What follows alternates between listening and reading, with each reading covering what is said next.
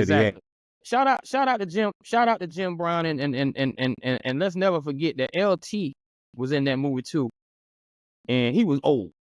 So imagine how old Jim Brown was to them young guys. But at any rate, my parallel to your number one is actually interesting because he almost kind of had the same outside career, definitely more respected on the football field than in the acting field. And my number one is going to be O.J. Simpson. The juice. The juice. And let me tell you, he's a Swiss Army knife to me. Oh, man. And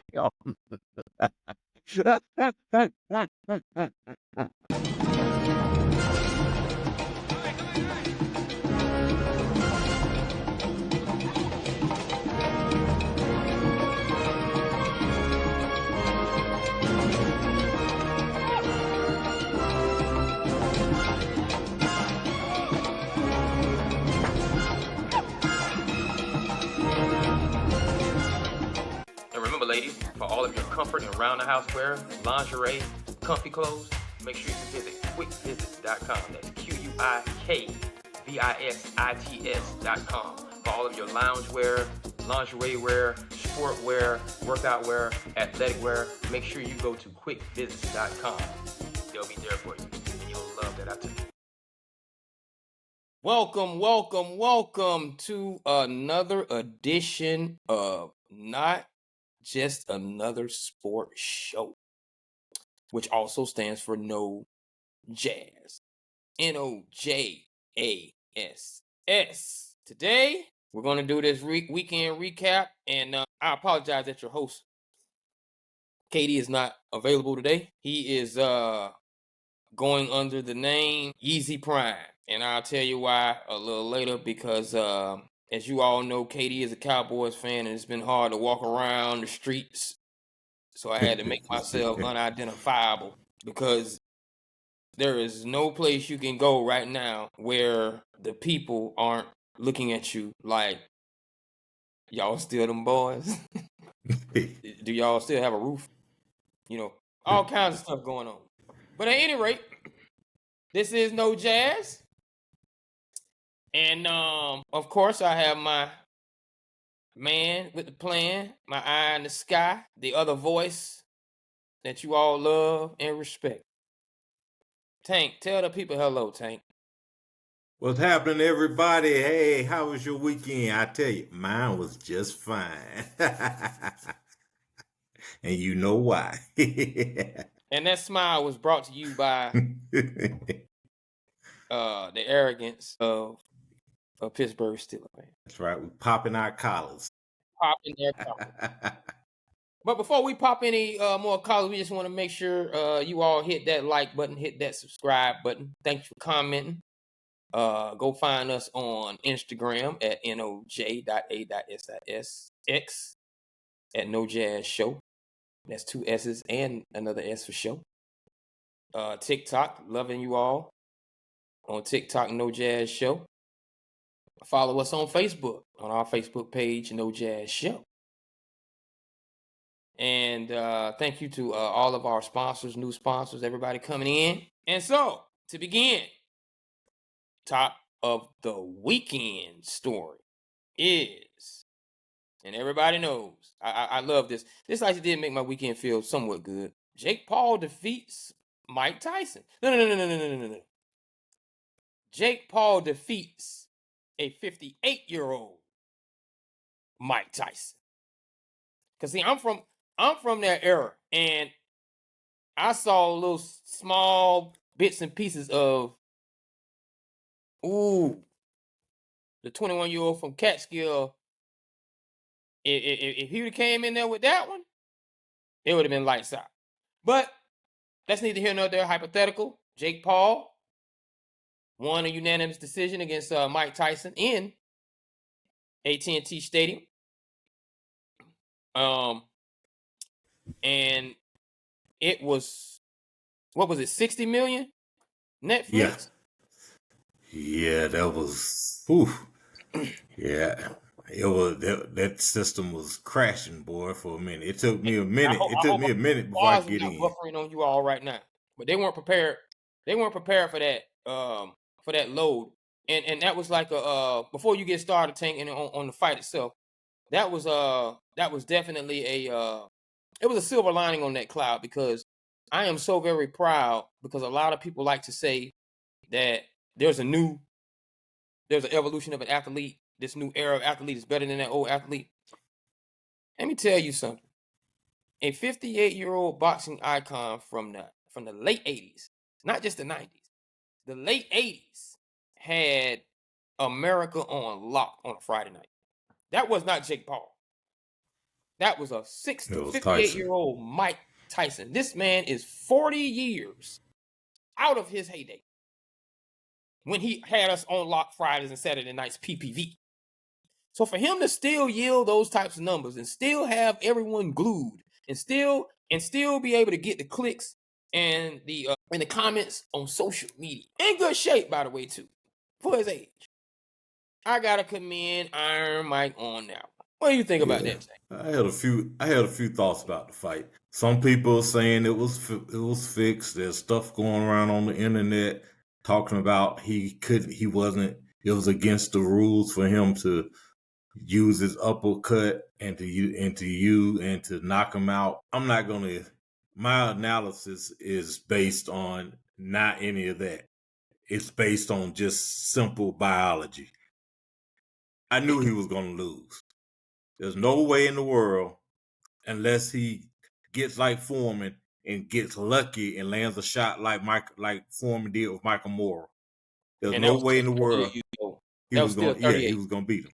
Yeah, there's no way in the world he was going to knock him out. He was going to beat him. He wasn't going to out. He wasn't going to outlast him. And his only chance was to catch him slipping and hit him right on the button, because their old man strength should still, it's still there to a degree.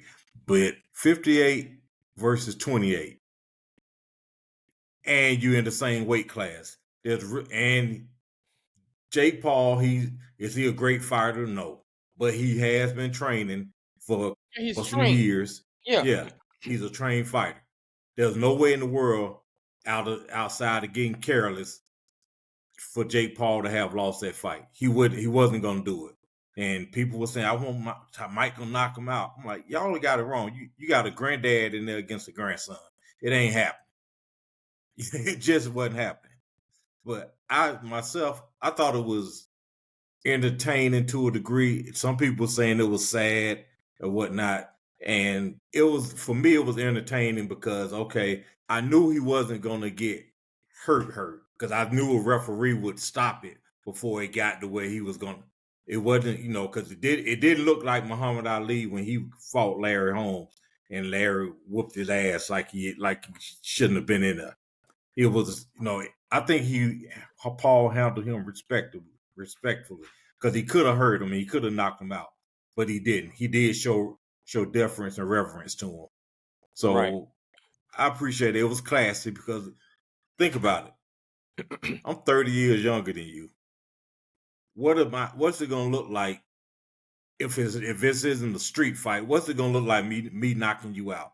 Is it do I am I bad now? No, you just knocked out a granddad. So I thought it was entertaining. Some people said it wasn't, but they were caught in old Tyson. You got to remember, Tyson wasn't a good fighter for years, even when he retired. We'd already seen the best of Tyson when he retired in 2005. He was a shell of himself then. So I don't know what people were expecting, to be honest. I mean, why would you? I just don't. It boggles my mind for people to be thinking that this man is almost 60 and he was going to beat somebody who was 28. Now, if he had been fighting Roy Jones again or James Toney, then it could be something different, because they're basically even, the scales are even. But it wasn't gonna. He had no shot. I thought it was a great social experiment as far as, hey, can a YouTube gimmick get enough people interested to watch a free fight on Netflix against a legend? And the marketing, everything, it worked perfect. Netflix is moving into trying to get into it. I'm sure they're going to try to have some other fights on there. I'm sure they want to make up. I'm sure they want to make up for all of the buffering that they suffered through, and that the people suffered through, because they were complaining about that also. But it takes that level of experiment to know, what you can handle, because I'm pretty sure they had a lot of new subscribers and a lot of Yeah. people using someone else's Netflix account, family members sharing it to watch that fight. So I definitely Yeah, they were watching all over the world. It wasn't they were just a watching all over United the world. States fight. Now the thing that you touched on that I want to touch on is, sports has always been our barometer to know that we are not what we once were. I cannot be Katie, Yeezy Prime, and go into the club and expect to do the same thing I did as a young Katie. You think you can, you think you got it, but you know the truth. Mm-hmm. But the women, because that's who was doing most of the, he don't look like he. See, I'm sorry. You all were the ones who always talking about, I look better than some of these young girls out here. No, you don't. No, you don't. No, you don't. I'll weigh the same. Her 160, 175 is not your 175.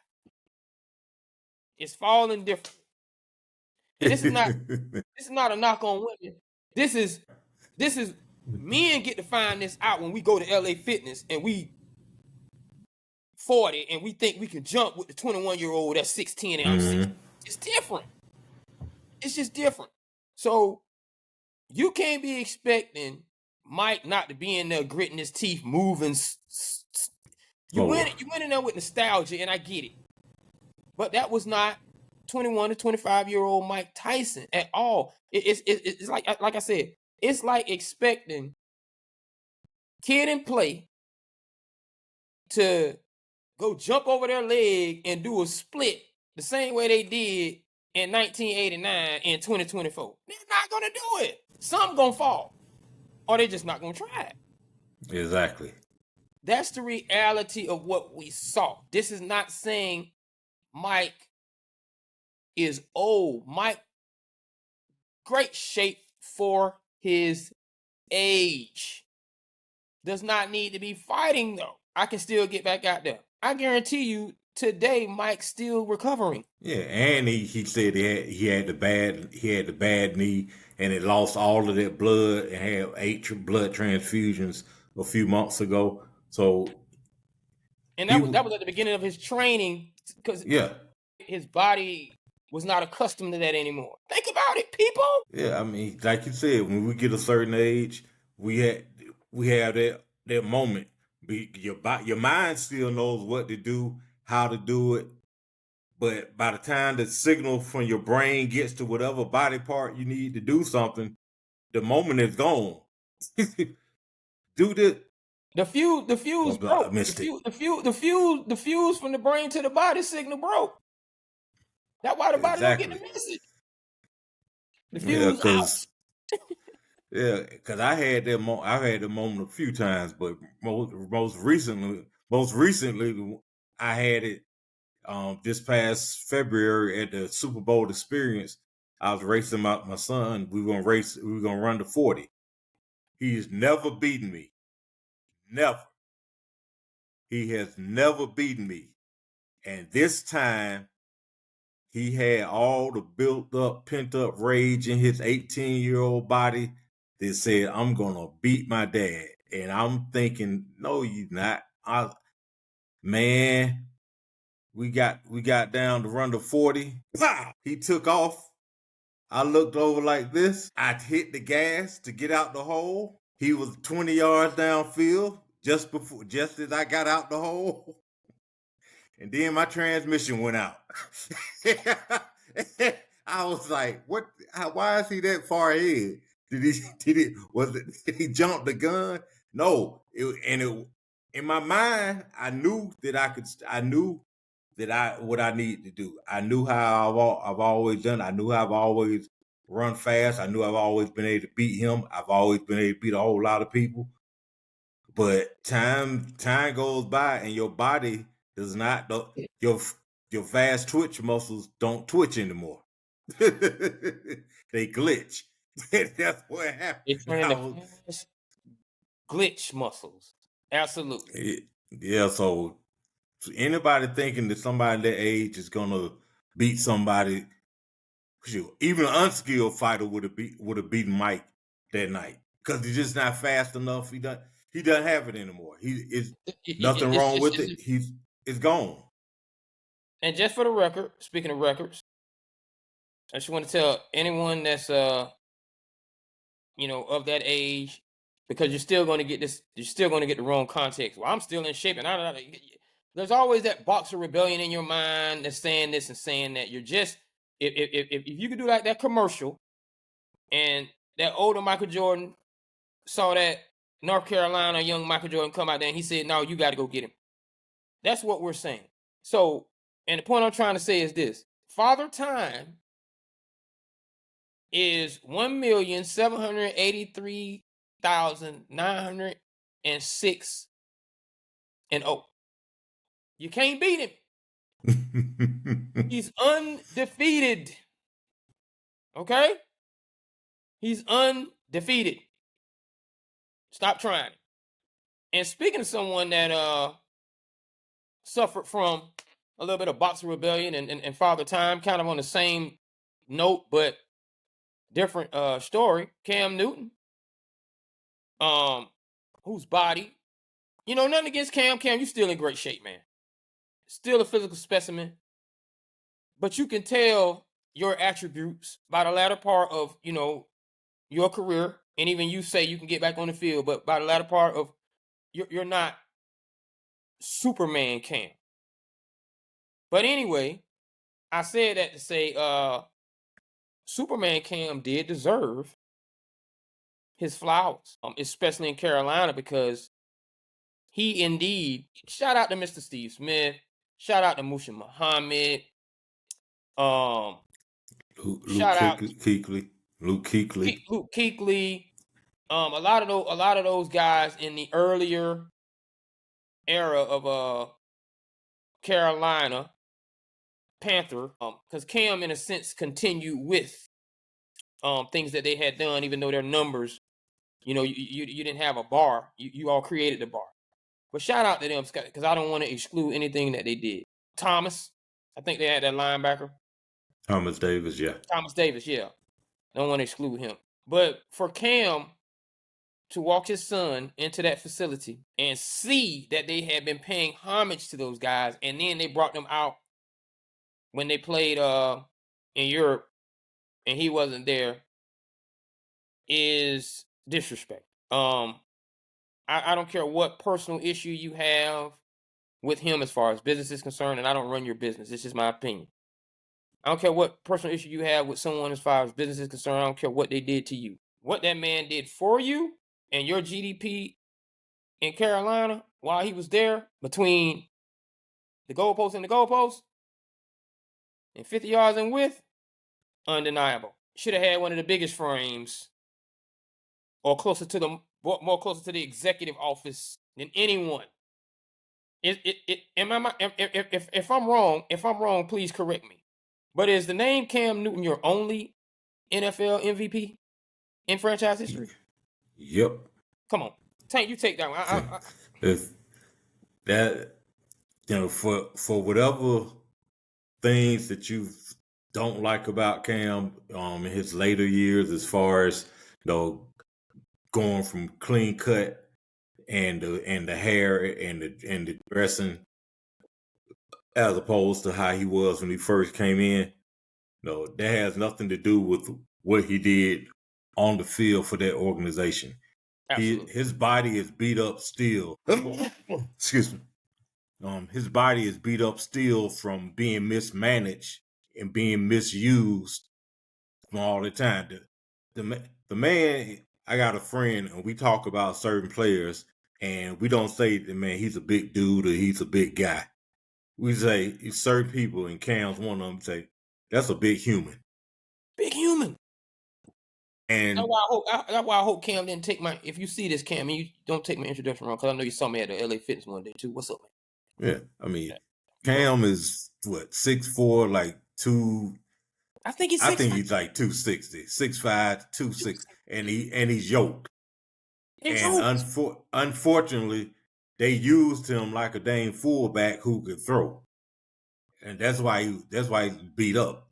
But all that aside, you're talking about one of the top four. I said he's without a doubt top five. You can put in whatever order you want. Players that the Panthers have ever had, and in no particular order is Cam, Kuechly, Sam Mills, Steve Smith, and probably Musha Muhammad. No, and Thomas Davis is close, is in there also. But to not have a single picture up of him anywhere, not in the locker room, not in the front office, not outside the stadium, not a wall of. He's not even in the Ring of Honor. I mean, and it's not about saying, hey, y'all need to kiss Cam's butt. It's like acknowledge what he did for your organization. He's the best quarterback that you've had on your organization. Jake Delhomme is not it, okay? Regardless, I know he went to a Super Bowl with you, but no, it's not Jake Delhomme. It's Cam Newton. The things that Cam did on the field as a quarterback, as a football player, and also, it's not like Cam's been getting in trouble. You know what I mean? It's not like Cam was ever a troublemaker. Mm-hmm. Yeah, he became a pitch man for the yogurt and other things. I mean, Cam was your face of the franchise for a decade, and he represented the Panthers organization well on and off the field. I mean, it's not like you never heard about him getting suspended for PEDs. You never heard about him getting in trouble with DUI. You never heard about him flunking the drug test. You never heard about him getting in fights out somewhere. Somebody, none of that. And to After basically to act like, well, yeah, he had an incident, but still, yeah, but that to was youth football. basically act like what he did doesn't matter is crazy. If you're gonna show homage to those guys, you need to do it to Cam also. Not Cam above them. We're not saying that. We're saying you need to include him. He needs to be included in that. Because I'm sure those guys, they were probably saying, man, what Cam at? But I'm gonna say this. I'm gonna say this. You say not that Cam above them, and I'm gonna say again, and it's hard. It's hard for those guys, especially wide receivers. And I'm not taking anything away from them, to win league MVP. But you only have one league MVP in your franchise, and that same year led you to a Super Bowl. Super Bowl. So 15-1. that is in a sense above those guys. I'm sorry, it is. And if his son says, or asks, excuse me, Dad, where's your picture? Cam should have been able to answer and say, son, I don't need a picture. I got a statue outside. So that's the only excuse and reason. Yeah, The only excuse and reason he don't have a picture. And I'm just saying that just to say the level.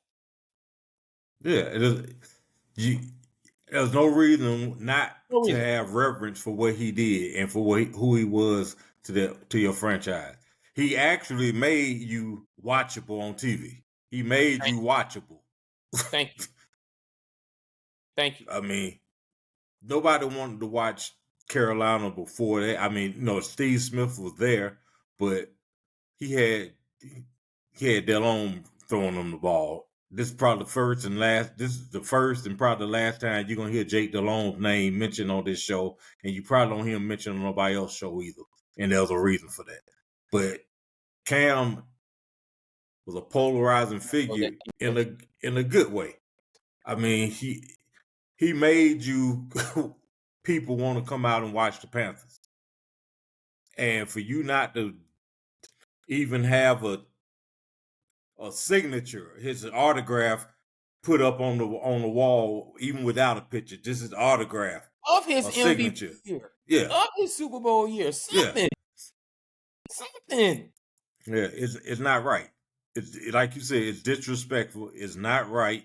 It's downright wrong, and it's embarrassing, and it will make others think about, okay, if I do the kind of stuff that Cam did for this team, is it gonna be all for naught? Because apparently they don't honor that.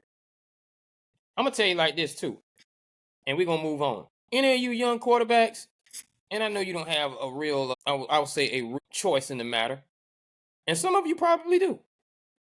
But Carolina, since Cam left, has been suffering from finding a quarterback, and they have a number 1 draft pick who looks like they're trying to move on from to pick you up. So please keep in mind that I'm not saying they'll treat you like that, and you may be different, but the data does not lie.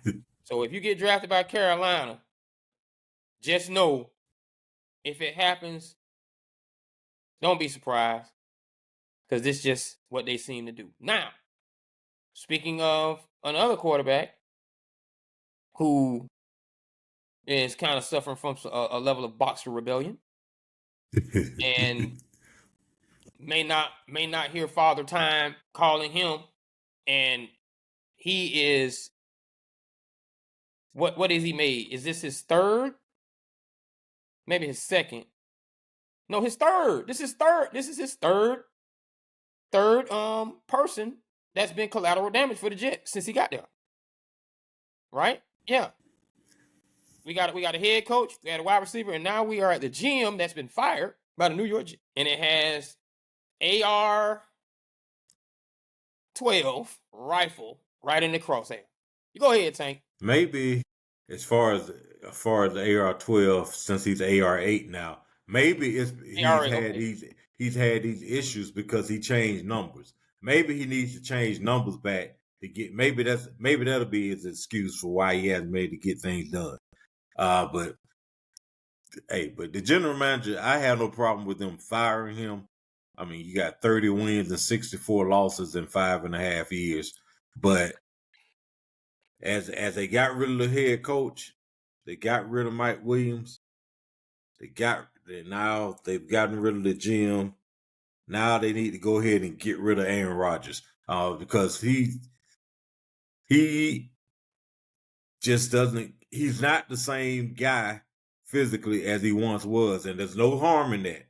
There's nothing wrong with that. It happens to everybody, but he hasn't been able to adapt to that because I think he still thinks he's that guy, and that's the mentality that you need to have as a player. But you also need to have a reality check when you see, okay, I've told them who all I want to be here, what weapons I wanted. They went out and got them, and it's done nothing.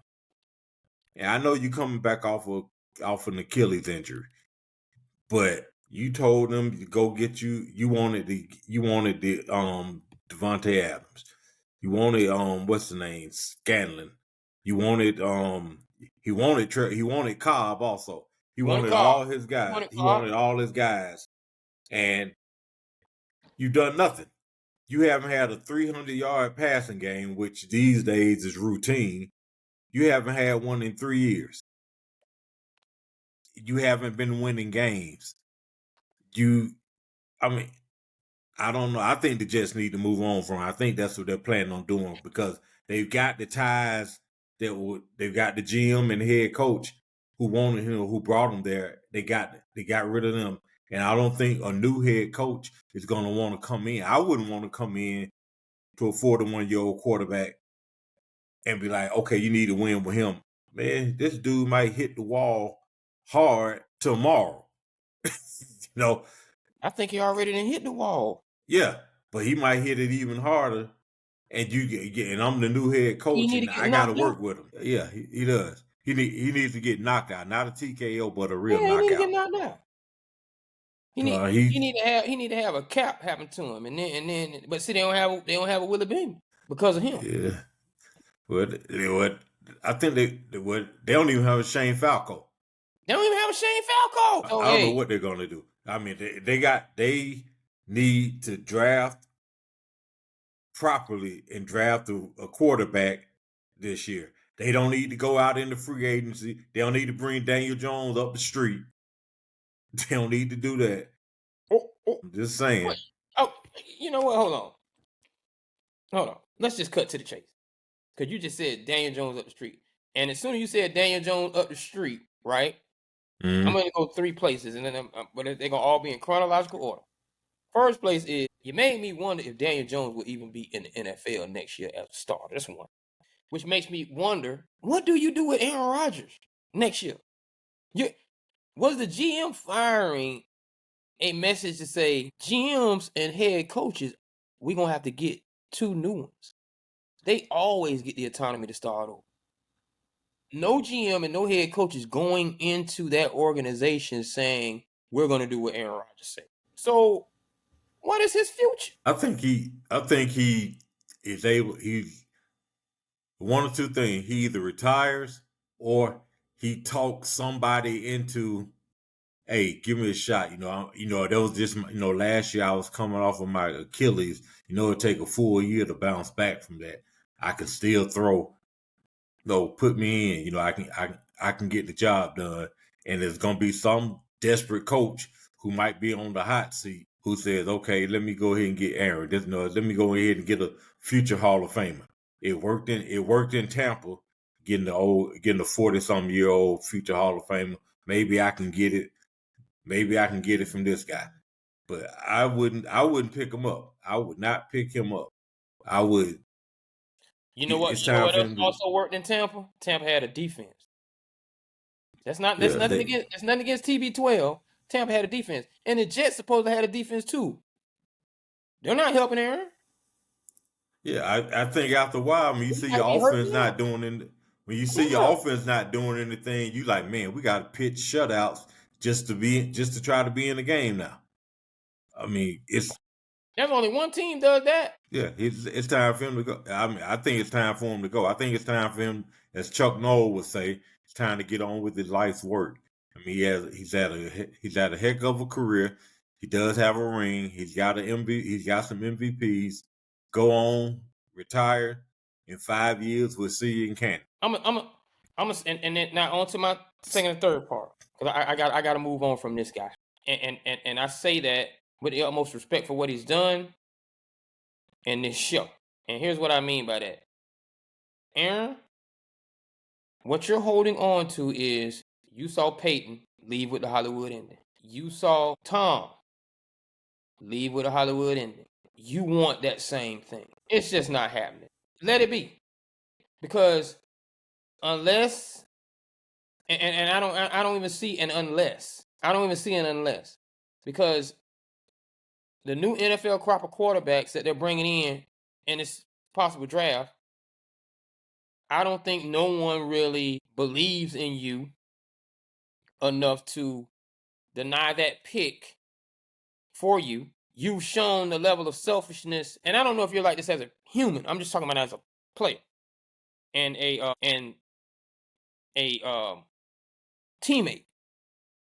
You have not shown anybody anything to where, okay, I'll put you on my team and I'll draft this young man. You'll groom him. You haven't done that. So, to the next level. So it's hard for me to give you your last hoorah. And also right in his wheelhouse, he saw Brett Favre go to the Jets, play well for the Jets till he got injured, but play well. They had a winning season. Then go to Minnesota, win 12 or 13 games, and then come back too late and go out with 5 wins and go out go out injured. He's like you said, he's on the impression that he's gonna be able to do what these other guys have done, but instead he's gonna go out like Favre did his last season. He's gonna go out injured. He's gonna go out not doing well, not looking good, and everybody. Because you look at him, he looks old now. He doesn't look like he doesn't look like a young dude. Like Brady was looking. Brady, okay, he's gotten older, but you saw it didn't look like he lost anything. Aaron looks like he's lost some things. Aaron knows that he's lost some things, but he's not even playing like, okay, let me alter my game some because I can't do. Peyton Manning had turned into the dink and dunk guy in his last season. But you still you both of them still like he has the same outfit, and he's even getting players he wants. Because the Jets had a legitimate defense. I'm not gonna say it was that Tampa defense. I'm not gonna say it was that Broncos defense of 2015 or whatever. It's still, they were legitimate to be that with that level, because they were saying Aaron Rodgers at 75% still better than 75% of the NFL quarterbacks, whatever. Mm-hmm. So my point is this, Aaron, again, like they say, some people get to be the hero, man.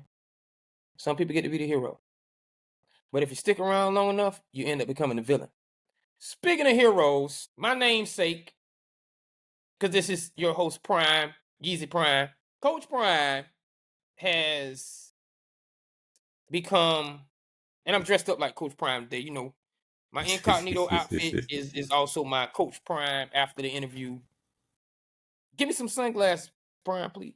But anyway, my after game interview, Coach Prime outfit, Colorado colors.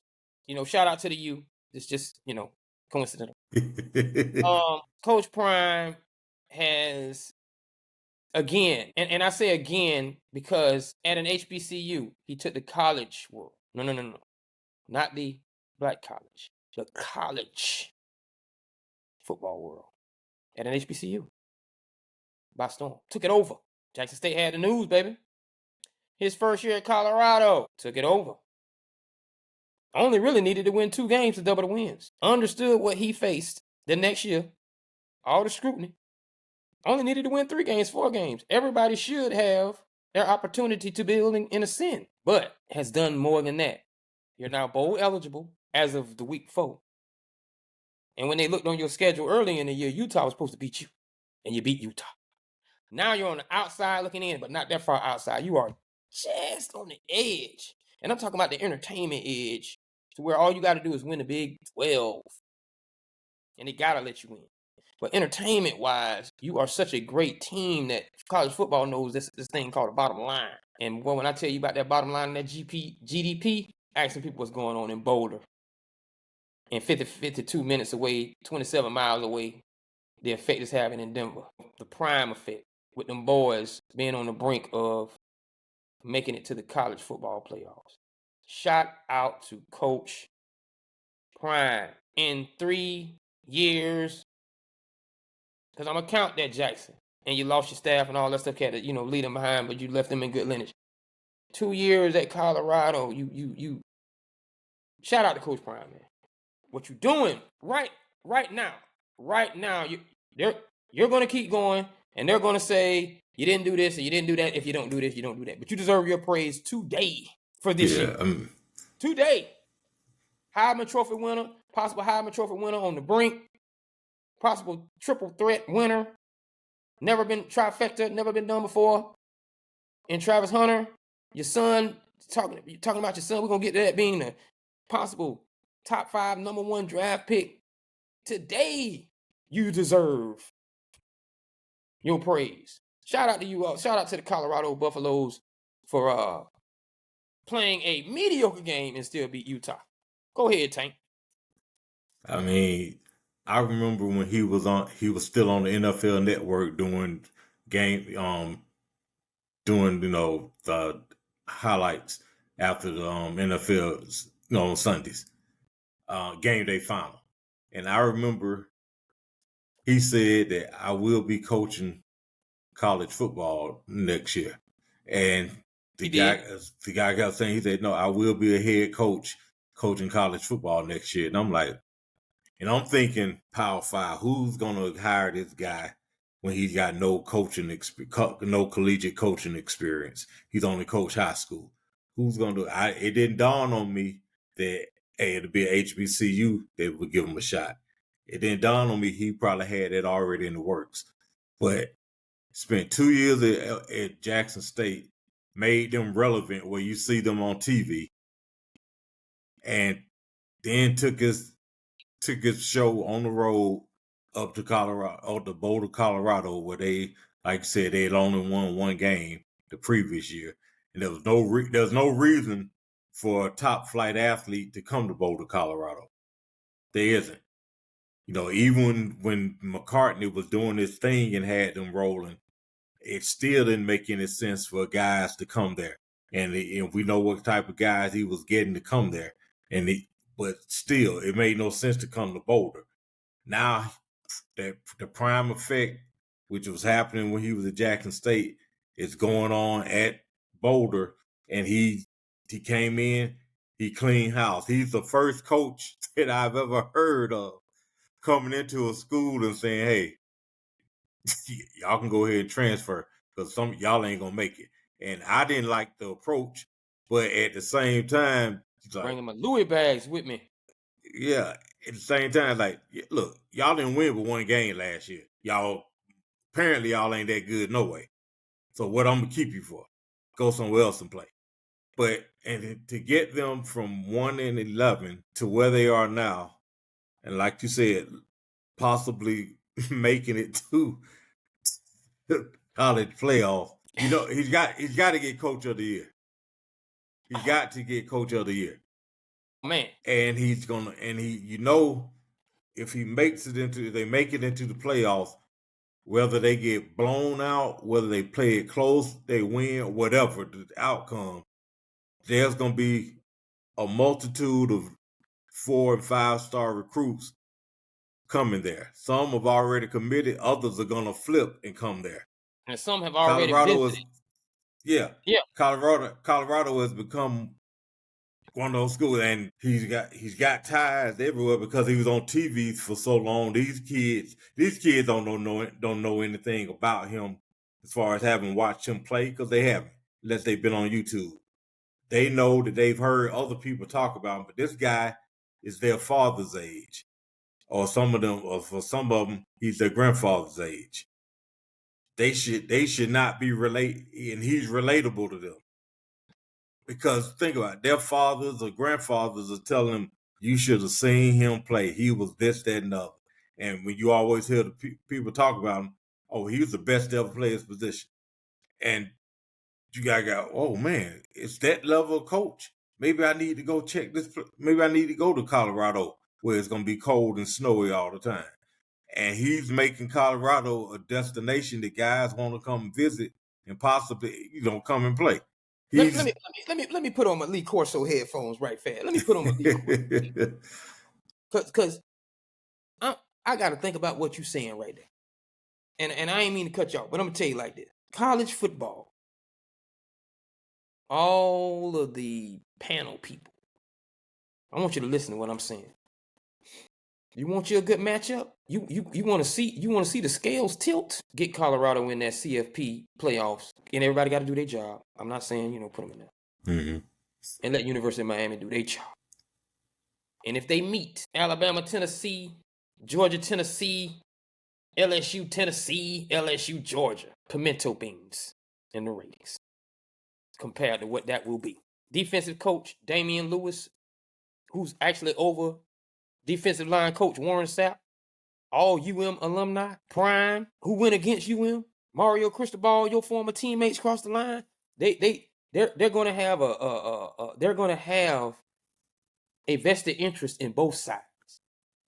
Your best friend who taught you how to get on the mic is going to be on the other sideline, praying, wishing you win, wishing you the best, but wishing for his school. You have not seen anything until you've seen a possibility. And if they don't get it this year, I almost feel like whatever they do this year is going to be the opening game this year.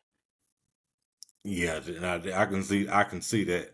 They gonna I can definitely figure see out how that. to make them play opening next year.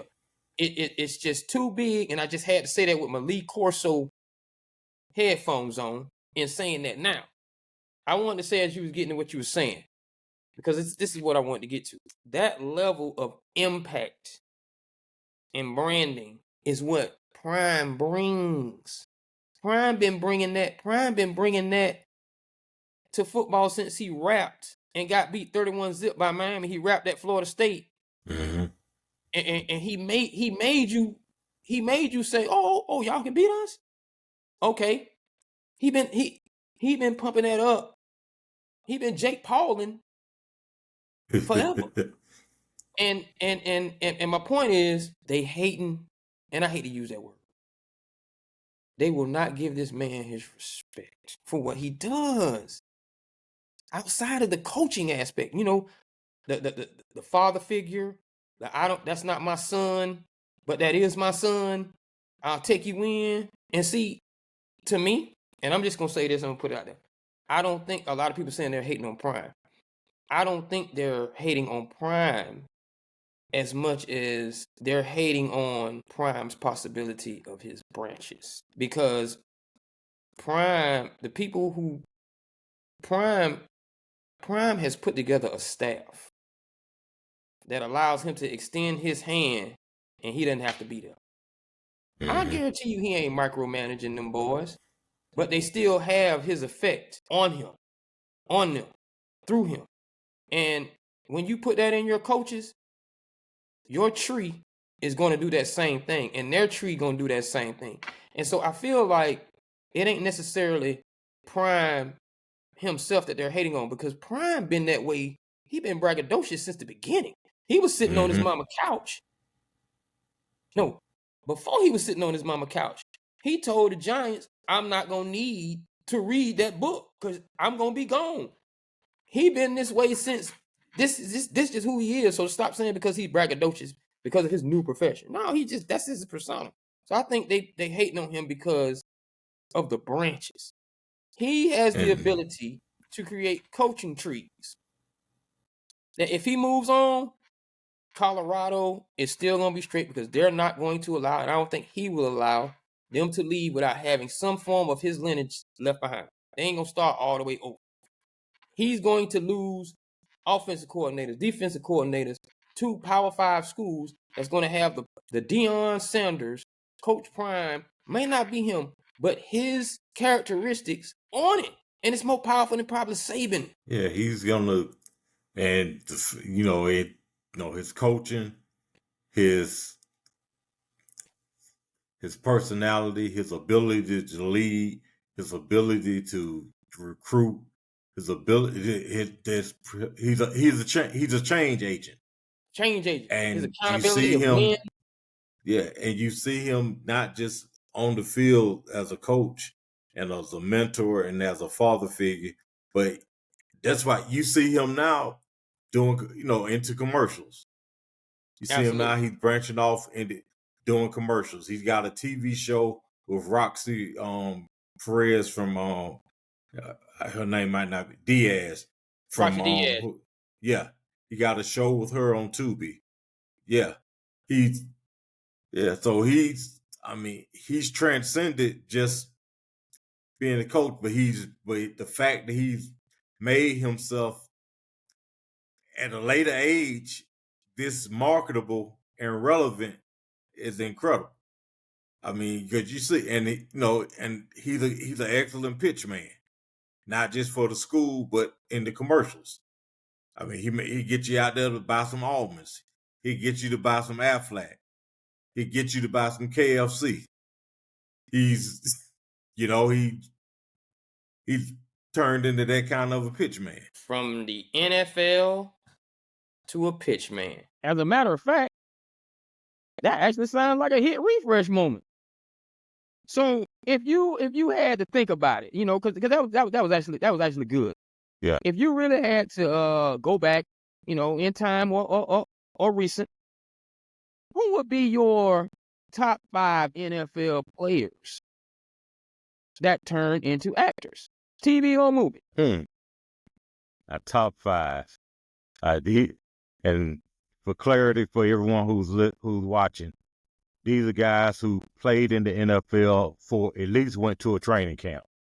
They Absolutely. do have NFL on their resume. So I'm gonna go start from my 5th. I'm gonna start with the Hammer, Fred Williamson, who played with the Kansas City Chiefs, Fred. known as the Hammer. I can see Fred. Played in the Super Bowl, got knocked out by the Packers on that patented Green Bay sweep. He became a pretty big actor in the 70s with the black exploitation films. Absolutely. So for us, our culture, so to speak, he's a bigger actor, or a bigger star than maybe in mainstream. But I think he went on because he became a pretty good actor. So Fred is definitely in my top 5. Fred in your top 5. Okay. All right. Since that's, we're going. This is like we saying. This ain't no particular order, but we're gonna go 5, 4, 3, 2, 1, just for the people who like to count. So, having said that, since he gave his 5th, Fred Williamson, I like that. Fred actually would have made my list. So since you're saying Fred, I'm gonna go Bubba Smith. Okay. Bubba Smith. A lot of you all might not remember Bubba Smith. All Pro, Super Bowl, LA Rams, but I remember Bubba Smith on Police Academy. Yama. Yeah. Yeah, High Tower. Hightower. Almost like Hightower. Before Steve Hightower. Let's get it right. I'm going Bubba Smith. And he definitely was a mainstay in all the Miller Lite commercials, which probably was his segue into acting. But with the success of Police Academy, and how successful that was, and a lot of us, and I believe I don't actually remember Bubba Smith on the field. So I remember Bubba Smith from Police Academy, and I'm gonna make Bubba Smith, in my top 5. All right, who's your 4th? Okay. My 4th would be, let me see. All right, this is a former Heisman Trophy winner. Played running back. He was the last Heisman Trophy winner from an Ivy League school.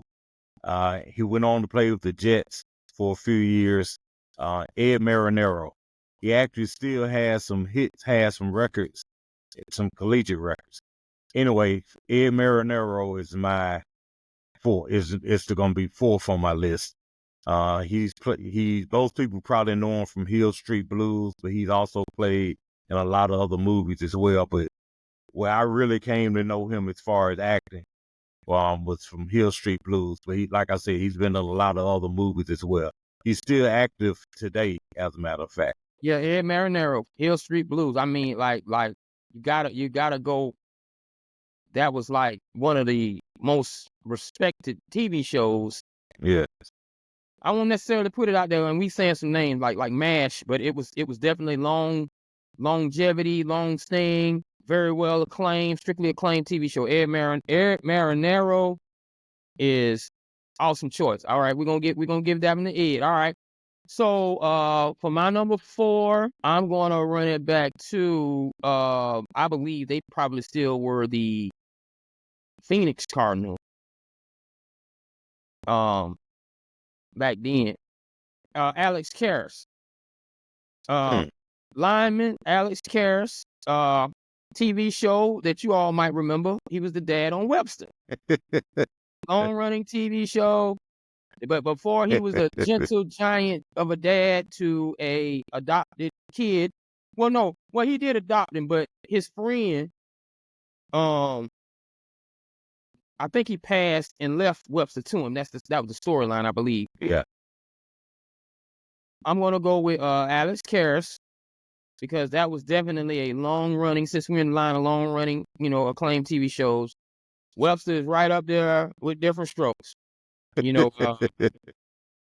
Adopted black kid, white dad. ABC just kind of did what NBC did, and that's where it is. So Alex Karras, that's my 4. I'm gonna ride with that one. another thing about Alex Karras, he played with the Lions, and also For the Lions, if you remember, if you've ever seen the movie Blazing Saddles, he played Mongo when absolutely. he punched and knocked the horse out. Then Mongo loved candy. Yeah. Absolutely. Yeah. All right. Yo. All right. Good. All right. Next on my list is a hard-hitting guy that we unfortunately lost earlier this year. I got to give it up to Mr. Carl Weathers, former Raiders linebacker. Absolutely. Came into prominence playing Apollo Creed, and also became Action Jackson, and also he got on the Mandalorian. He got on Mandalorian. Yeah, right. Before, yeah, and played some other roles as well. I think Carl Weathers. I remember him in Predator with one of the Predator movies with Arnold Schwarzenegger. Yeah. Got the arm set up. You saw them both do this, and I remember everyone saying the same thing. Man, those are two big arms to be on screen. Two big arms on screen. Yeah, absolutely. So Carl Weathers is my number 3. Yeah, that'll be your number 3. And shout out to something I heard today in regards to Apollo Creed. And this is a testament to the actor, football player turned actor that Carl Weathers was. Even though you have Sylvester Stallone, Academy Award winner, all of the Rockies are written about and around Apollo Creed, because you have a heavyweight champion. I don't want to say black, but the black was part of it, African American, who is looking to get that payday and looking to have the people love him again. So he goes out and he seeks the love of the people by fighting Rocky Balboa and Unknown. And this Rocky won. And so the main character being Rocky still was the main character to a degree was Apollo, because Apollo had to give Rocky the chance in order to Rocky 2 can become Rocky. Rocky 2, the Clubber Lang effect, and it takes Apollo Creed to get Rocky. No, the rematch. No, the rematch number 2. You got to do the rematch in Apollo. You got to do the rematch. Yeah.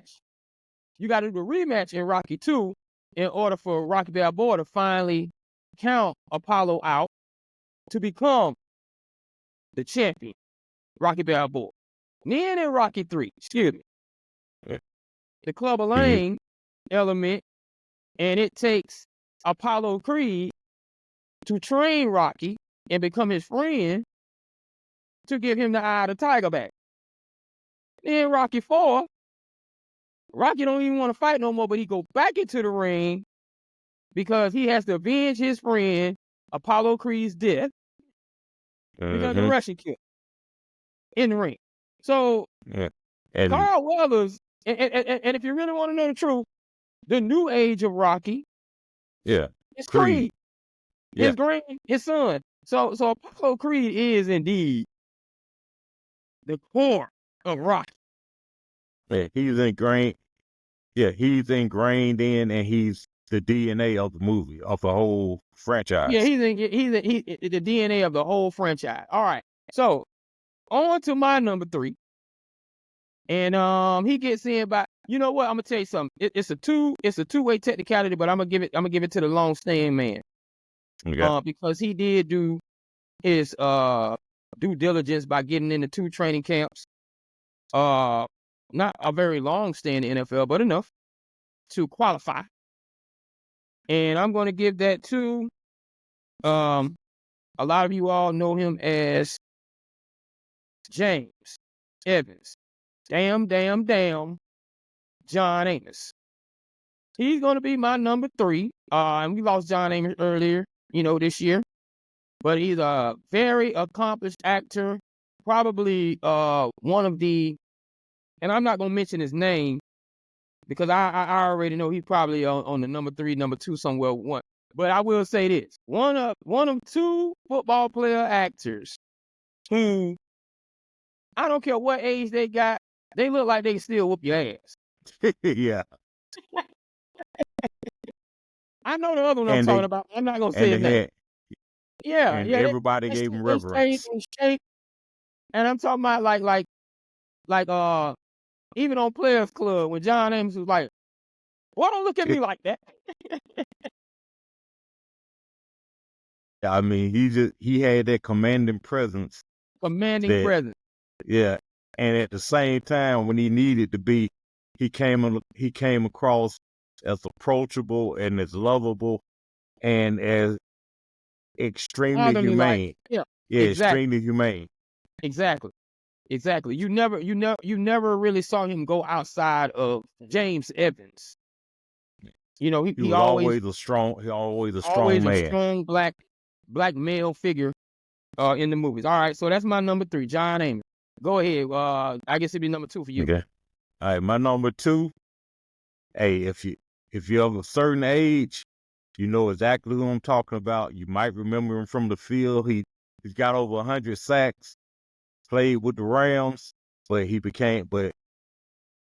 gonna remember him when I tell you the name. Fred Dreyer, who also played Hunter, Hunter, who was a detective. number 47. Yeah, Absolutely. Fred Dreyer is my number 2. What did Fred Like I Drive said, play? And defensive end. defensive end. Defensive end for the Rams. What was his number? What was it? Was it number 47?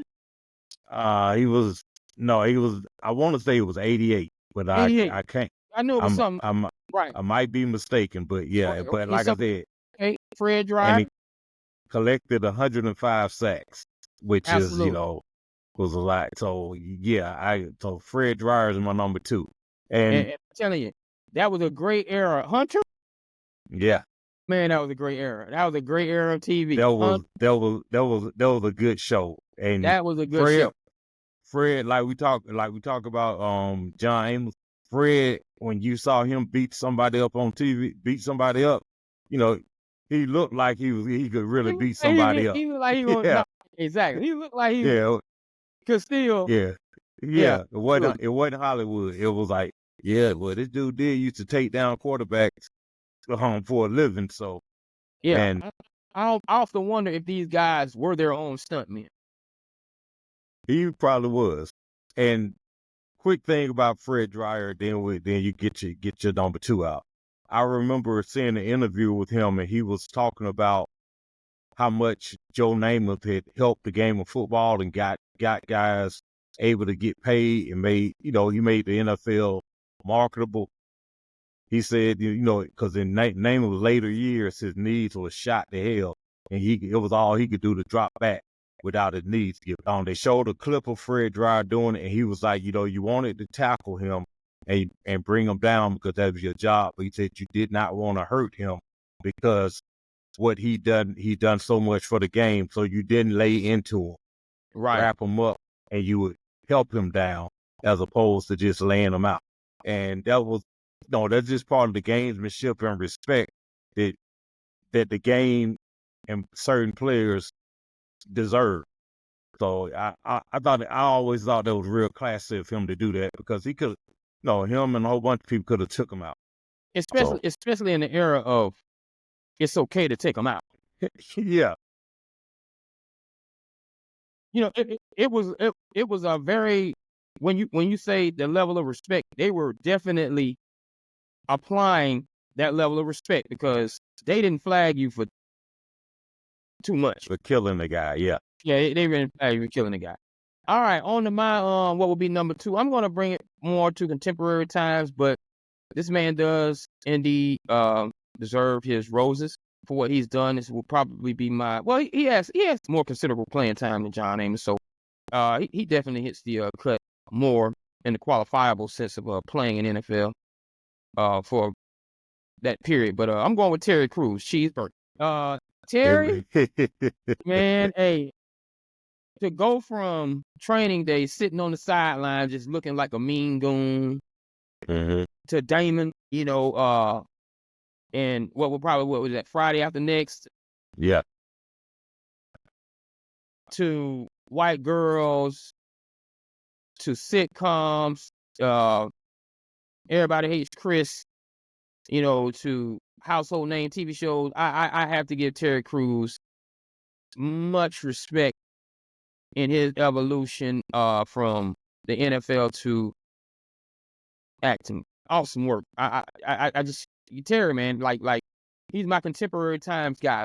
Like Terry is the epitome of everybody we're about to name carrying on that torch, because they kind of did the same thing with the longevity, having nice shows and everything, not just some appearances, but I give him his respect.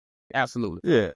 And Terry is probably one who's shown the most range, because you look at Terry Crews, he still look like he could play. Absolutely. But you see him in White Girls, and the way he delivers, he's got tremendous comedic timing, because it's hilarious seeing the guy that yoked doing that.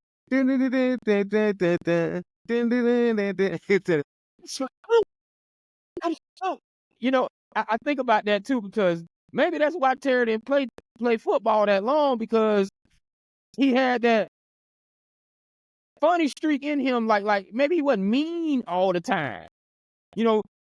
Maybe he needed to turn into more Damon. Yeah. On the football field, but who knows, man? But and Cheeseburger, man. Yeah, and seeing him in Cheeseburger. and then what was in the Expendables, where he walks around with his Expendables, yes. Yeah, I mean, Crews could have been an action star if he had decided to go that route. Really, Crews could. I think his he hasn't been pigeonholed. He does not everything. Been pigeonholed, and he probably would have went in that direction. And I'm just going to throw his name out there because he's more, when we do a segment, basketball or wrestling, he kind of finds it more. But action movies aren't what they were in the 80s and 90s. Like, they're still there. I believe Terry could possibly get himself in the MCU or DC era somewhere, because that's kind of where action is to a degree. But like the action be Iron came Fist. in with, yeah. He could be Iron Fist. He could be Iron Fist, definitely. And but he definitely had a shoot. Terry could bring more range to Action Jackson if you wanted to update Action Jackson. Good call. Yeah. So he definitely kind of is in the era of movies not being like it used to be. Stallone and Schwarzenegger had everybody in an action movie. And Van Damme, Chuck Norris, like it was always an action movie. Now it's not so much. You got to add a little love element. But I'm getting into something else. But yeah, Terry, shout out to Terry, man. My number 2, Terry Crews. All right, drum roll. Who is your number 1? Actually, being called number 1 is synonymous with this guy, and it's from what he did on the football field. And everybody knows it. It's Jim Brown. Jim Brown. He set a standard. He did some of everything, and he was the first black man to kiss a white woman on the big screen when he had the love scene with Raquel Welch. And was it 12? Was it? I want to say 12 Guns of Navarro, but that might not be it. But 100 Rifles. But he got his big break in the Dirty Dozen. Big break. Actually, he took the Dirty Dozen. That's when he retired and said, "Hey, they paying me more money to make this movie than Modell, than you paying me to run the ball. So, hey, I'm going to Hollywood." So for me, it's Jim Brown on me, and he transcended eras also, as far as he played black exploitation films, because that's a lot of what we had. But he also played in mainstream movies as well. And even when he was in later years, he and Fred Williamson in Original Gangsters. OG. Yeah. Yeah. And then when you saw him playing a coach Onions, and man. yeah, Onion, man. it's saying them play the coach and play one of the assistant coaches in any given Sunday. Any given Sunday with acclaimed actors. Exactly. Yeah, coach, you're gonna have a stroke. I don't get strokes. I give them. So, He was. Yeah. absolutely. So and Jim, I believe that's who you're referring to, who looked like he could still whoop somebody's behind That's when what he I'm got up referring there. to. Yeah. Him. Hey, I didn't want to say his name because I knew he was somebody's number one. But him and John Amos, even at the age of 60, I used to always hear, man, they just look like they'll whoop somebody. But let me tell you a story. Let me tell you a story about Jim Brown in the Any Given Sunday that I heard. During that filming, a lot of football players, former football players, and I think it's the man in those eras. Mhm. They don't lose their bravado.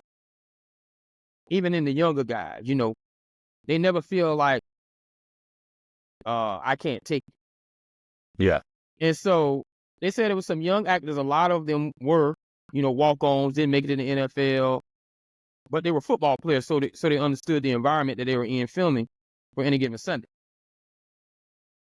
And they said, I forgot who the guy was or what actor it was, but they say Jim Brown came through there during the incident where Jamie Foxx was fighting LL Cool J, and he was the one that went in the trailer when both entourages were about to go at it, and he broke it up. So that was that OG Yeah. in him that stopped those guys from, one from Texas, one from New York. They all got their attitude, beating each other up. But they say Jim was also in the locker room being a big book to the young guy, Mhm. and they say some dude, Jim went in there telling some young man who was playing an actor, defensive lineman, you ain't gonna do nothing, boy, I'll knock you, and blah, blah, blah, blah, blah. And that generation didn't know who he was. Yeah. They just heard he played football, but they didn't know Jim Brown. I don't understand how they didn't know Jim Brown, but it happens. Probably haven't learned of him yet. So anyway, long story short, they say the dude got the best of Jim, kind of souffled him. Yeah.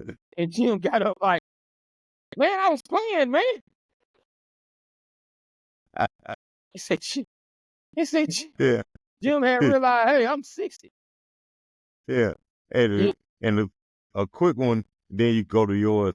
On like you said, the younger guy didn't know who Jim was, other than this old dude played football before. I was listening to Marcus Allen tell a story. He would say they would always go up to Jim Brown's house. He would call them up there, and they would play chess.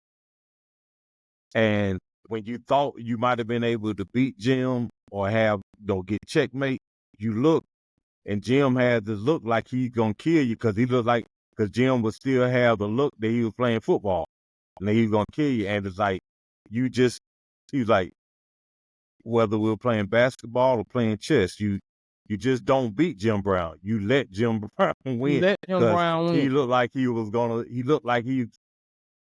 still give you that forearm shiver. So, Yeah. So that's when he's in his 60s, and he still got guys doing that. That's the type of reverence that he has. Exactly. Shout out to Jim Brown, and let's never forget that LT was in that movie too, and he was old. So imagine how old Jim Brown was to them young guys. But at any rate, my parallel to your number one is actually interesting, because he almost kind of had the same outside career, definitely more respected on the football field than in the acting field. And my number one is going to be O.J. Simpson. The juice. The juice. And let me tell you, he's a Swiss Army knife to me. Oh man. And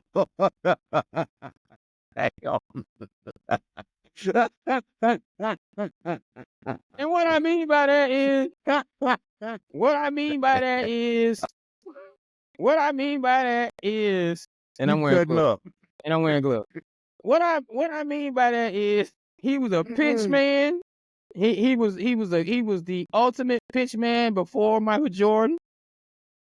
He was the TV analyst before Ahmad Rashad, and he was on his movie Naked Guns series that were just box office smashes with Leslie Nielsen. So his trifecta, and what he brought from football, being the first 2,000-yard rusher, Heisman Trophy winner, right out there in California, San Francisco to LA, acting right in his backyard, all of that. OJ became my number one with that standard that he set. Shout out to OJ. We miss you, man. But OJ, the juice, you are my number one. And with that being said, that has been the Hit Refresh top 5 NFL players turn, kind of top 10 NFL players turn actor. You really had to call that, man. Now moving right along. After that, Mm-hmm. we have because I want to get it as far as respectable players and all your food delivery needs. Make sure you go to Light Snack. That's LYTE snack.com. And make sure for all of your deliveries, whether it's breakfast, lunch, or dinner, you visit Light Snack and they'll deliver it right to your door. And make sure when you get those deliveries, make sure you're ordering those Magic City wings. And remember, their motto, don't forget to lick the sauce. And we had a weekend of guys. It was 4 levels.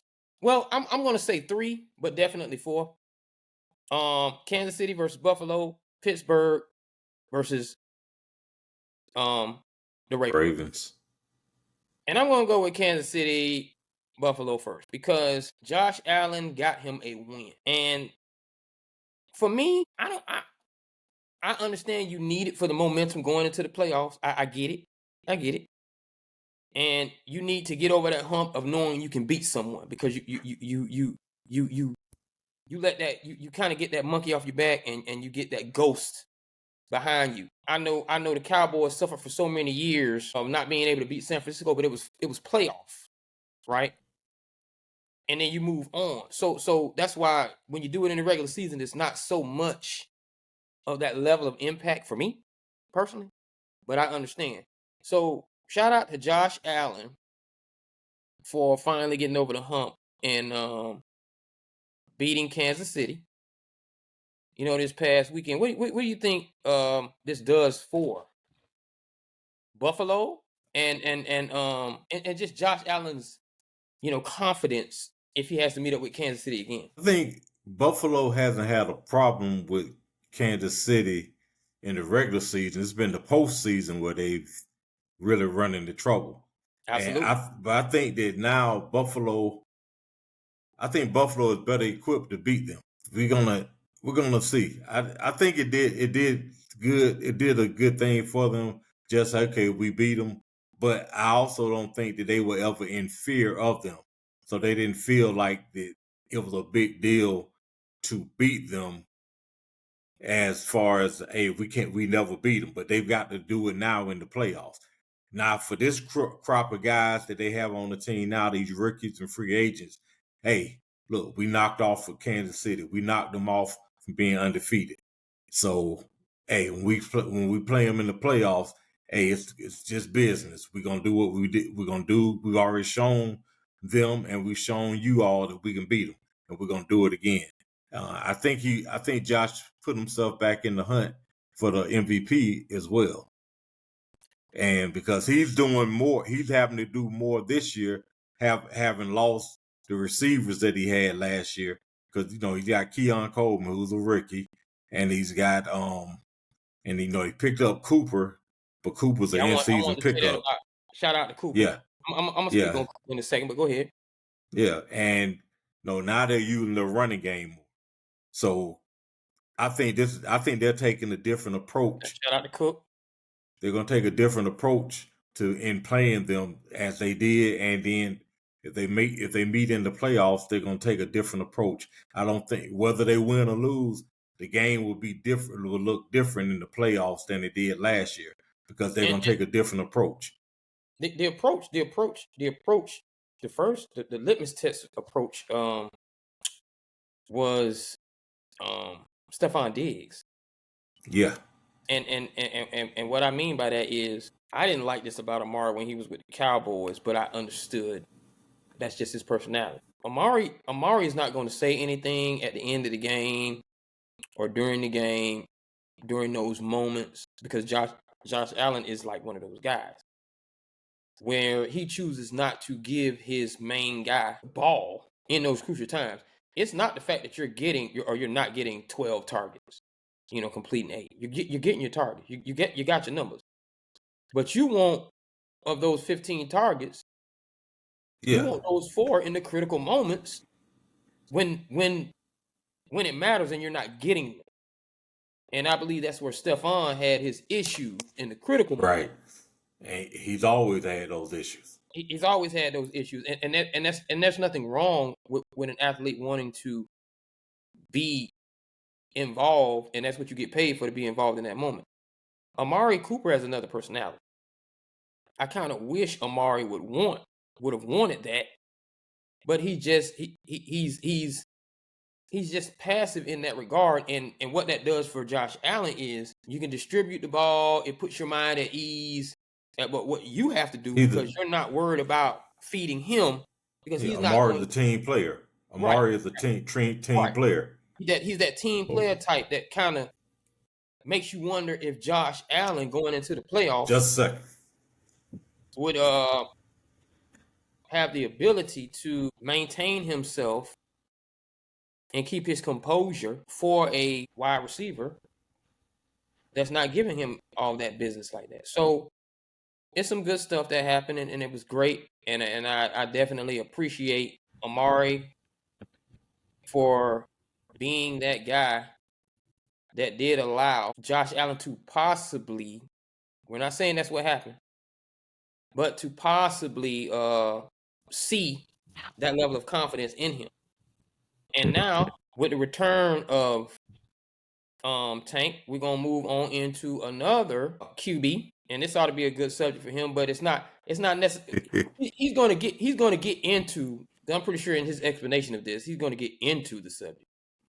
But two-time MVP Lamar Jackson kind of has that same, athletic type quarterback like Josh Allen. I will put one above the other. But Pittsburgh seem to have his number. And not only are they in your division, but you all are neck and neck this year going for the win in that division. And if you don't win that division, there's a high possibility you're going to meet again in the playoff due to seeding. Mm-hmm. So you got to figure out how to beat them. But Lamar seems to have some kryptonite that's colored black and yellow. What do you think about that, Tank? And congratulations on your win, man. Thank you very much. Thank you. It's just us doing what we do. We've beaten the Ravens 8 out of the last 9 times. We've beaten Lamar 4 out of the last 5. So it wasn't some fluke. It wasn't, it just got him this time. It's a pattern. And the thing is, the Steelers are built to match up against some people complain. I had people who were texting me saying, it's a boring game or this, that, and the other. But it's like when the Ravens and the Steelers meet up, it's like a boxing match. How they say styles make fights. They're both doing the same thing. So it's kind of boring. So for someone who doesn't realize and understand what's going on, they might think it's boring because because points are at a premium. Because nobody's going to score 30-some points. It's not going to be a shootout. It's going to be a slugfest. They both play physical, and the fact that they know it, they're that familiar with each other. They draft to beat each other, not saying that they aren't concerned. Concern might be a strong word when you're talking about the Browns, but and you know they know they have to beat Cincinnati, but they both of them know that odds are the division is going to come down to them beating each other, and they match up well with Lamar.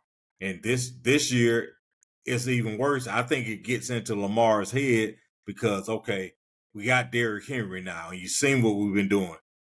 And dang, we got Derrick, and it's still the same old thing. I mean, they should they have run Henry more? Of course, but they didn't. But that's because when they played the Steelers, I think he might not admit he won't admit it, but I think Lamar and Harbaugh, I think their buttholes pucker a little bit when they play them because they know what's going on. And people, how can I say this? Because I was watching a lot of shows. There's people that I've talked to. There's also watching shows, and people have to get out of this. They keep talking about saying the Ravens, how did the Ravens lose this game? No, the Ravens didn't lose the game. The Ravens didn't give the game away. The Ravens got beat. Yeah. They got beat. Pittsburgh took the ball away 3 times. On that interception from Wilson, he literally took the ball away. It wasn't a bad pass by Lamar. It was a pinpoint pass. Wilson just played through the end of the play, and he picked the ball off. Those fumbles. Those fumbles, they didn't get hit and the ball just pop up in the air because he's carrying like a loaf of bread. Queen came in and literally took the ball out. That's not a thing. We have to stop getting out of why somebody lost and start looking at because you think they should have won, right? Yeah. Instead, start looking at this is why Pittsburgh won. Because they took the ball 3 times. They hit them in the mouth. They punched them in the mouth. They kept Lamar from being impactful with his feet. They kept heat on him so he wasn't able to complete passes like he's been doing. His passer rating yesterday and completion percentage yesterday and through his career against Pittsburgh there's a big disparity gap between him against Pittsburgh and him against the rest of the league. That's not by accident. We have to stop, and I'm not just saying this because I'm a Steelers fan, but I'm talking about in general in sports. We have to stop looking at, the reason this team won is because the other team let them lose. The other team gave it to them. No. There are times when you just get beat, and that's what happened. They beat them to the punch. They beat them on offense. They beat them on defense. They beat them on special teams. They got out coached. They got out hustled. They just got beat. Were they dominated in every phase of the game? No, but they beat them when and where it mattered most. Repeatedly beating them to the punch. Derrick Henry, if you take away that 131-yard run, Henry had 14 carries for 30-something yards. They shut Henry down. They had Baltimore playing outside of what they normally do. And they do that every game, every time they play. Right. It's a pattern. It's not luck. It's not a fluke. They match up better with them and they play them better. They want it more. And let me before you go, keep going. But I want to put on my incognito outfit again because my name this segment is Yeezy Prime, and my first name is Yeezy because I came on here tonight to speak my truth, and I didn't want to hold back from anybody. And here's my truth right now because I want to ask you this question while I'm giving my truth. And here's my truth. Sunday for the Ravens was the game where we were supposed to decide which one is the MVP of the Ravens. It's been a question. Is Derrick Henry the reason why Lamar's playing the way he's playing? And should Derrick Henry get the MVP? League MVP? Or is Lamar the reason for the way the Ravens are playing. And should Lamar and does Lamar? This was the interview. I can't tell. when I saw who they played and how they played, not that they played bad. I'm just saying it was a good back and forth game. I give them that. Everybody had their little chances. Shout out to Russell. But when I saw how they played, you could not give me one reason why. And I'm gonna word this wrong because I was gonna say while Lamar is above Derrick, or while Derrick is above Lamar, but I'm speaking my truth as Easy Prime and say, why are they even in the conversation? Pittsburgh took them out the conversation for a week. League MVPs do not go out of the conversation. So my question to you is, did you see two candidates? And I know you're a Pittsburgh Steelers fan. But did you see two candidates for league MVP? No, I didn't. And that's did Najee Davenport outplay? You mean Harris? I'm so sorry. Najee Harris, I'm thinking about you, Will. Did Najee Harris outplay Derrick Henry, King Henry? Yes, he did. Did Russell Wilson out-execute in the time that he needed to and outplay Lamar Jackson? And you also saw Pickens doing his thing. Zay Flowers did his thing, but Pickens, very talented young man. Because what I'm saying is just like you said, internally within a conference, within a division, teams, first of all, you build to beat the teams in your conference. That's just natural. So Cleveland is building for the Ravens, just like Pittsburgh is building for the Bengals, and all the way around. That's how it goes. Mm-hmm. And when you look at the teams, they're almost identical.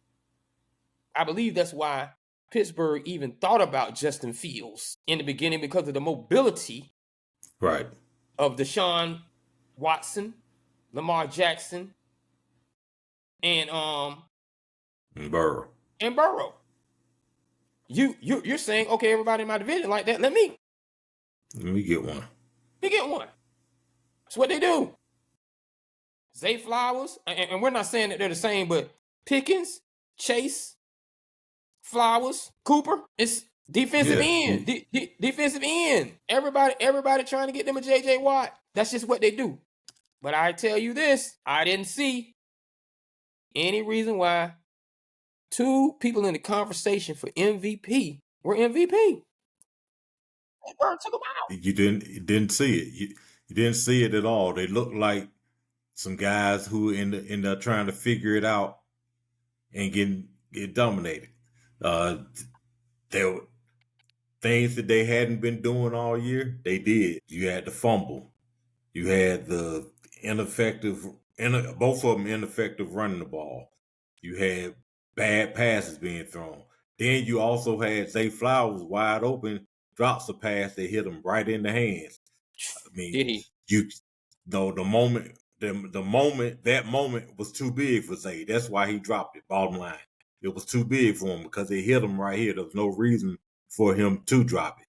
You saw Pickens, on the other hand, making catch after catch after catch because he was there to show, hey, I have arrived.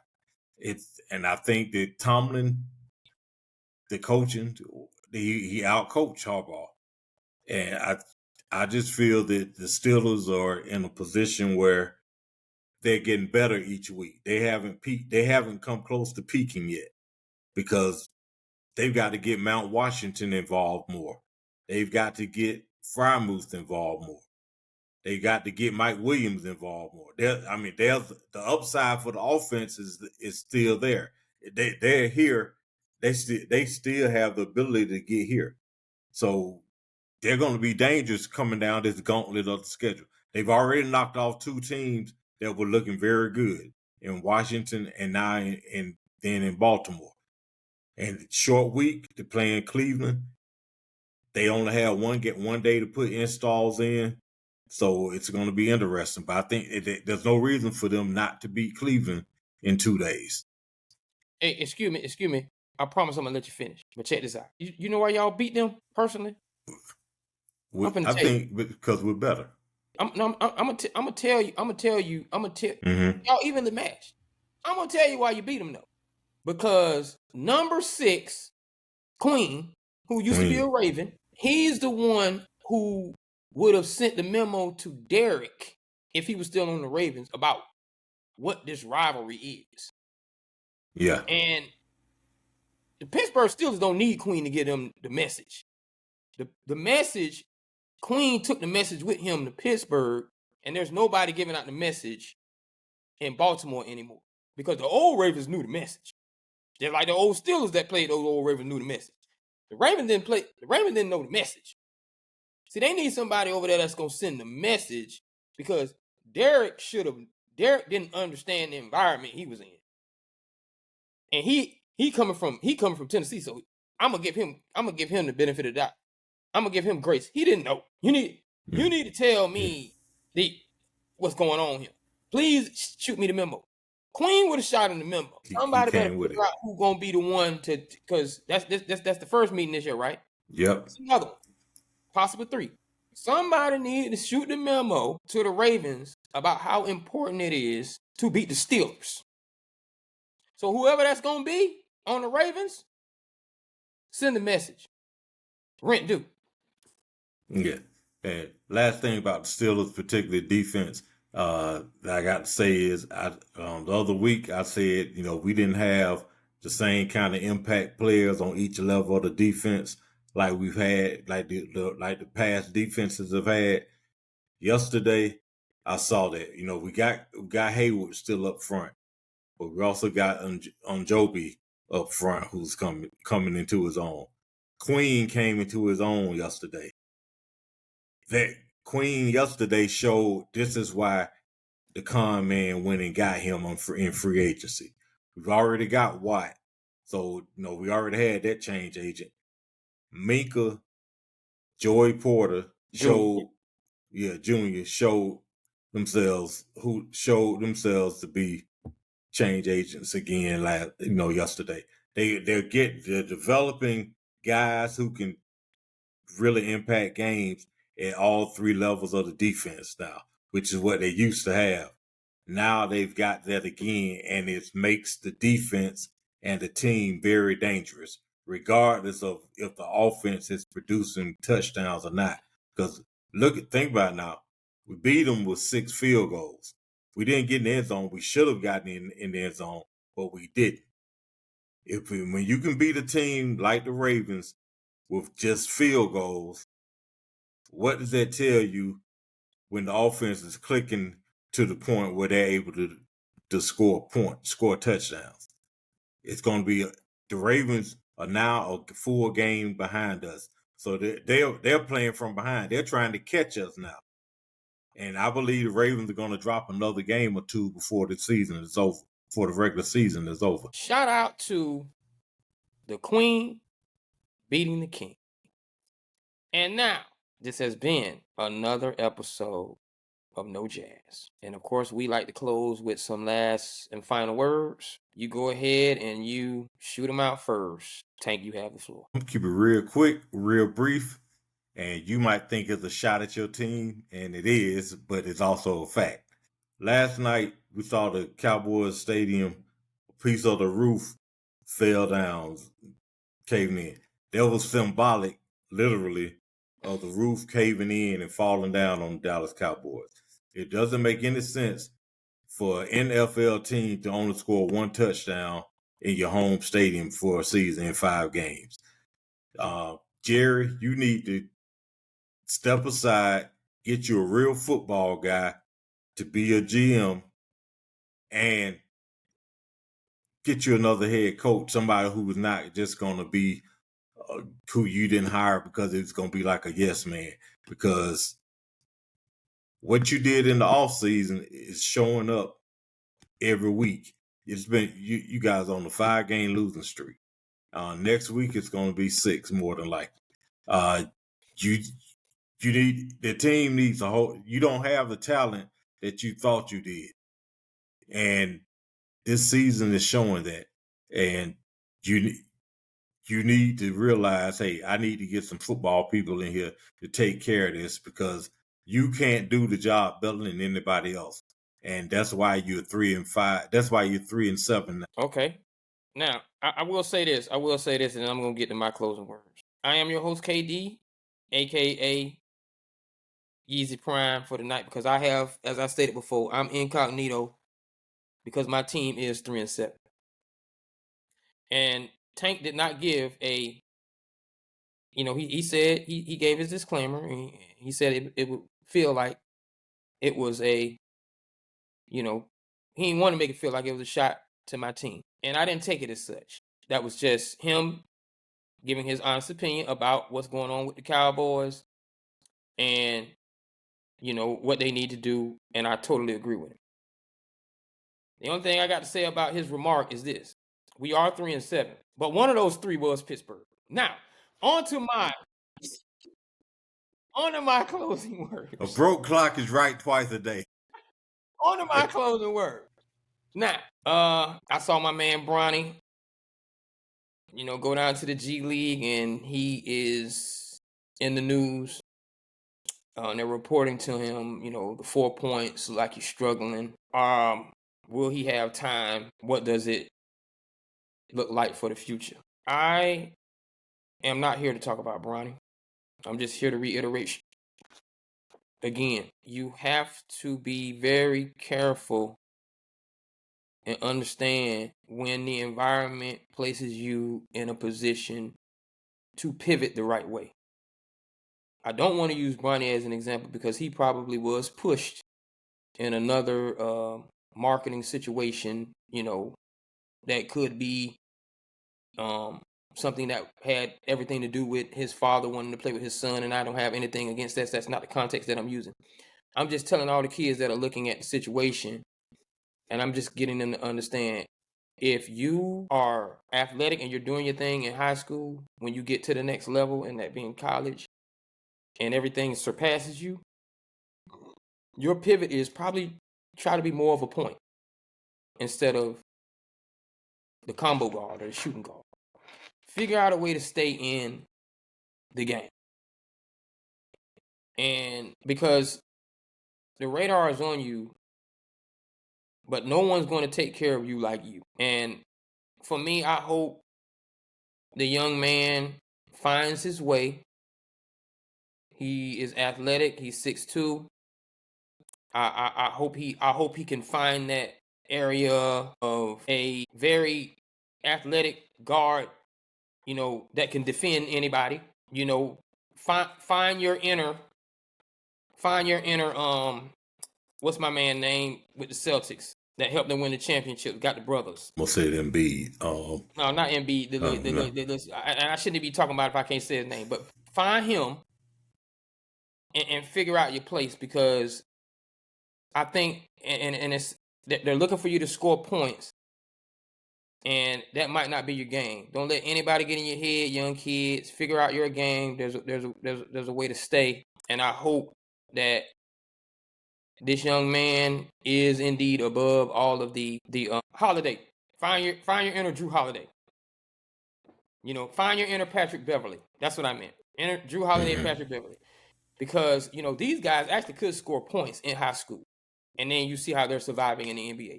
So anyway, I just kind of wanted to say I wish this young man the best. And I hope that the numbers and what they're putting out there about him, I hope he's above all of that, and probably monetarily he is, and he probably don't care. But I just want all the young kids to kind of just be very wary of allowing this stuff to push you forward too fast. And that's all I have to say about that. Nothing real big. Just have to say about that.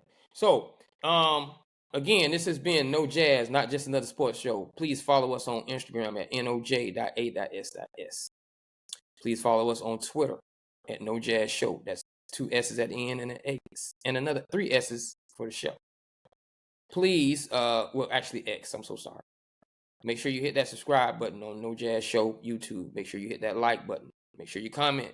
Thank you for all your likes and your comments. Thank you for subscribing. Join us on TikTok. You have definitely been engaging with us. I appreciate that. No Jazz Show on TikTok. And make sure you hit that follow button. Make sure you hit that share button. And with that being said, this has been a great segment. I salute you all. Tank salute the people. And we are out of here.